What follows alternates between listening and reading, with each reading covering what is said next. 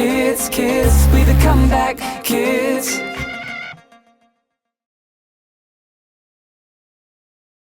What's up, everybody out there? This is Shannon, one half of the Comeback Kids, your life coach, your relationship activist, your motivator. I'm here. I'm excited today to be with you. I'm excited to be with you, but I'm not excited today.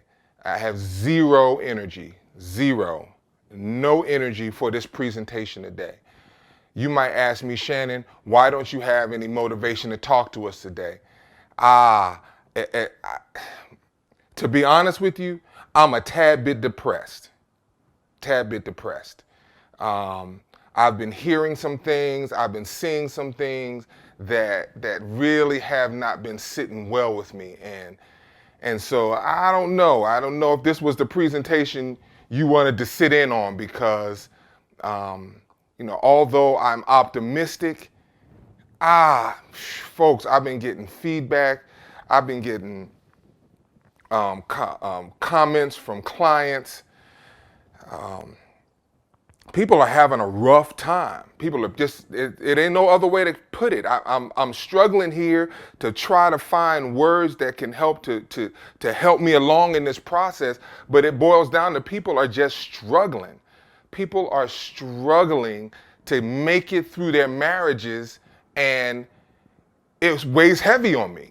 It weighs heavy on me. I'm not trying to get you depressed. As a matter of fact, I want to motivate you.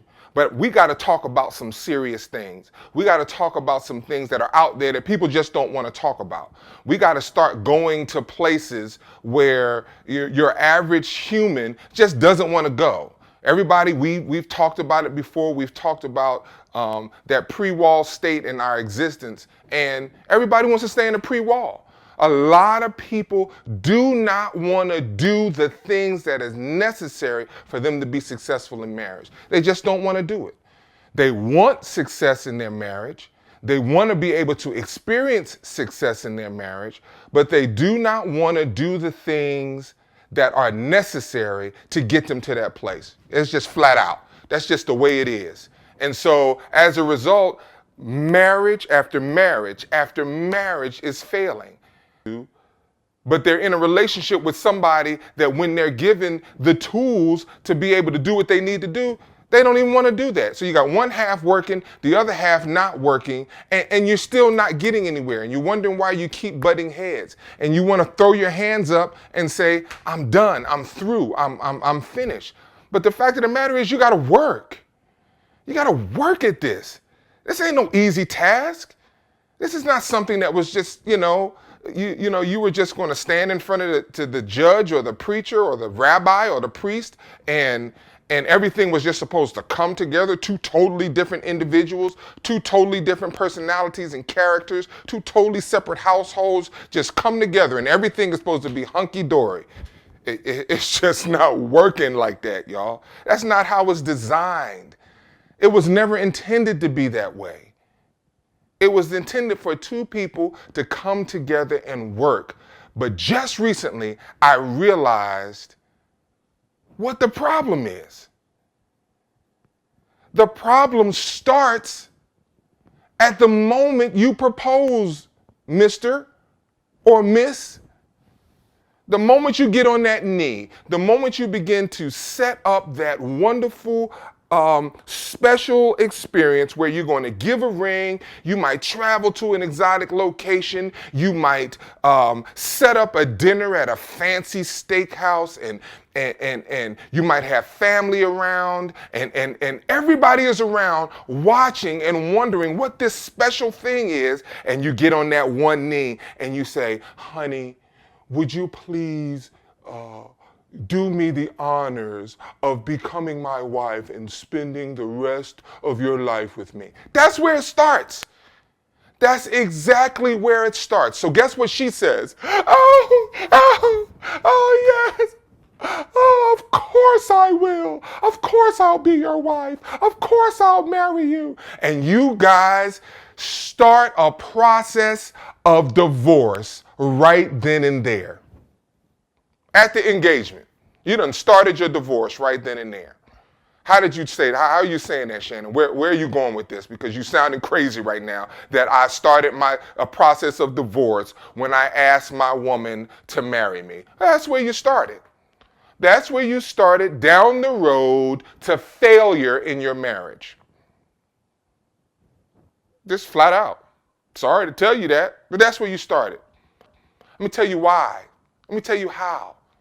Because you started at that point in time focusing on a wonderful day, a wonderful event that was going to be the most special, the most wonderful day of your life. And guess what you had to do? You had to put it off a year, maybe a year and a half, some of you 2 years, because you had to save in order to have the wedding that you wanted. You wanted the bomb cake from the best cake decorator. You had to get that Versace dress. He had to get the Hugo Boss tuxedo. All the guys, you had to choose your guys, you had to choose your gals, you had to get the cutest little baby that could walk, that could carry the pillow and throw the petals out. The parents had to pick their outfits on both sides of the family. If you're being traditional, your parents are going to, the groom's parents are going to pay for the wedding. I think that's how it goes. The groom's parents are supposed to pay for the wedding, or is it the bride's? One of them two. One of them parents is supposed to pay for the wedding, but some people don't have parents that can pay for it. So you start saving your money, and maybe you're going to an exotic location, or maybe you're doing it at the fanciest, swankiest event hall in the area that you live. You're inviting everybody. You got it. Set the list. Then you got to whittle the list down to something that is manageable. Then you got to sit and you got to talk with the caterer, and now you got to find a wedding planner. All of these things you have to do in order to make sure that you have a wonderful, wonderful wedding. And guess what? You are on a train ride wreck to divorce. That's where you're going. Let's talk about some statistics that put you on a train ride to hell on earth, which could be otherwise deemed as divorced. On average, U.S. couples spend $24,000 for their wedding. However, the majority of couples spend between $18,000 and $30,000 for the wedding cost alone. This does not include the honeymoon, and this does not include the engagement. Every weekend, 44,000 Americans tie the knot. About 85% of those couples take a honeymoon. The average cost of the honeymoon, $5,000 per honeymoon. Then the average cost in the United States of an engagement ring is reported by the industry to be $2,100. And then the average cost for a wedding ring is anywhere between $1,000 and $1,500. So now you got to get attire, accessories. You got to get the beauty and the health and the massage. You go to the spa, nails, hair. You got the entertainment, you got the wedding band, which is a lot of money, trust me. You got flowers, decorations, you have invitations, you have jewelry you have to pick out. You have to have gifts for people in your wedding party. You have to have a photographer. Now you have to have a videographer. You have to have a planner and a consultant. You got to arrange transportation in that Bentley that you want to ride in. Then you have to have a venue, a church, and catering. Now, when you add all of that up, you have spent somewhere close to $40,000 to get married. That's exactly the problem. The problem is that you are spending, rather investing $40,000 into your wedding, but you're investing zero in your marriage. See, after you come back from the honeymoon, you bought a house, you move into the house, and you just start living. You're going to church, you're going to school, you're going to work, you're going back and forth, you're shopping for your groceries, you're picking up different things, you're just living. and you have no plan for your marriage. People that are getting married in the next 30 to 60 days, tell me when your first marriage retreat is scheduled. Email it to me, send it to me. Let me know. Send it to spaministrygroup.com. That's spaministrygroup.com. I'd like to know when your first marriage retreat is planned. Tell me what night is date night. How often does date night occur? What are the rules for safe managing of disagreements? How are you all going to communicate when it comes time to handle a disagreement? What determines what's fair play and what's not fair play? Have you determined that yet? Oh, but you want a successful marriage. You want a marriage that's going to last you a lifetime, but you have no plan for that marriage. You have no plan for the maintenance of that marriage.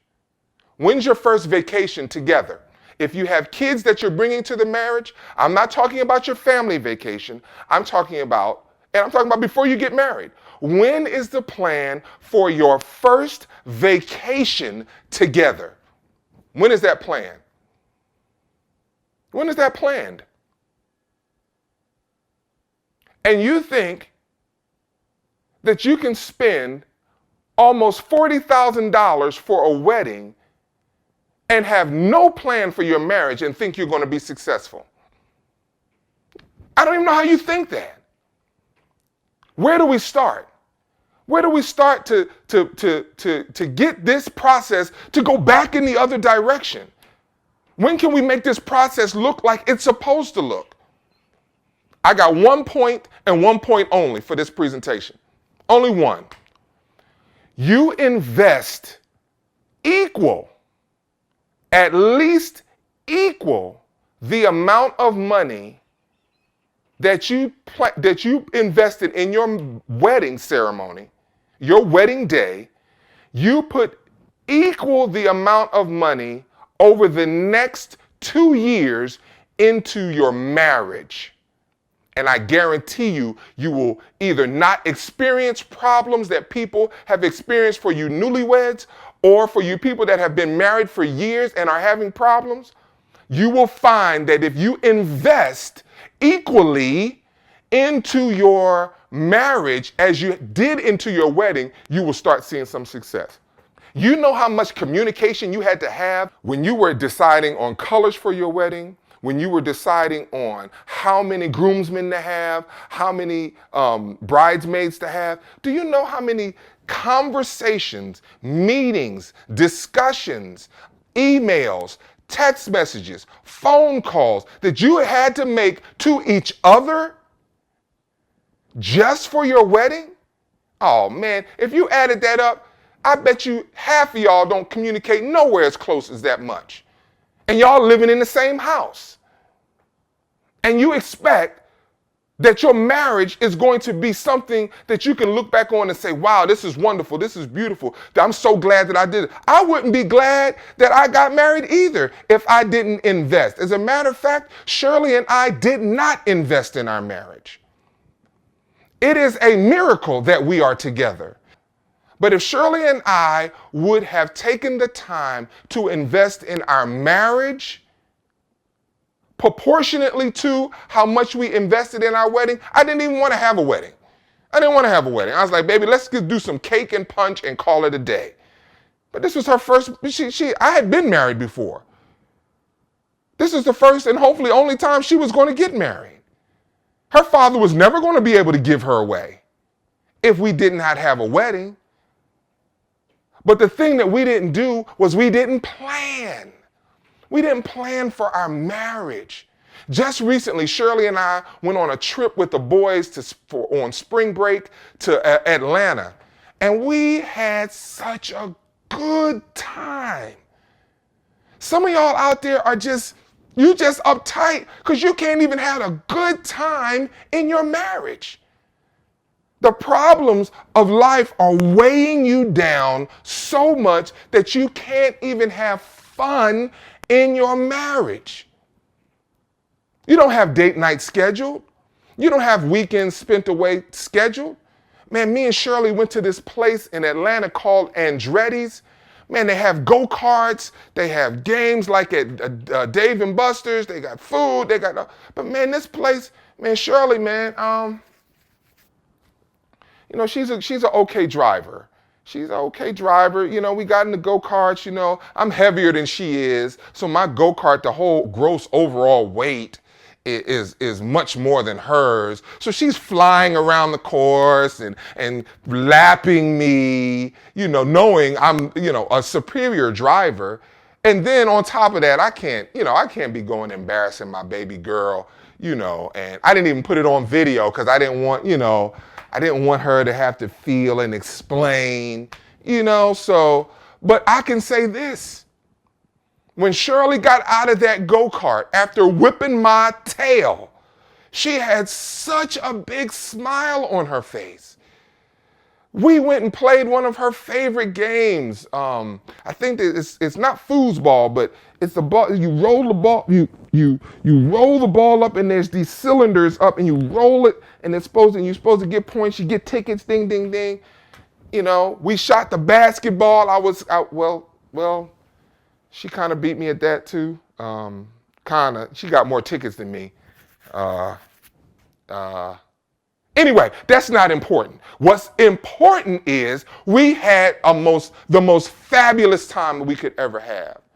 And we had it with each other. The boys were there, but they're old enough now where they were off doing their own thing. She encouraged me while I was climbing the rock wall. I mean, we just had fun. Now what Shirley and I need to do, and we're going to join you in this process, is now we're going to plan. We're going to make it a point to be intentional about having wonderful, memorable experiences in our marriage. We're going to plan to attend at least one marriage enrichment event, and not one that we plan. One that is not planned by us, where we can go, get fed information, fellowship with other couples, and just really be able to enjoy each other. We're going to plan to have other couples over for meals and share and talk. We have identified a counselor that we both go to separately. Shirley goes to her sessions, I go to my sessions. And so we are trying to come up with a plan that will help to enrich our marriage.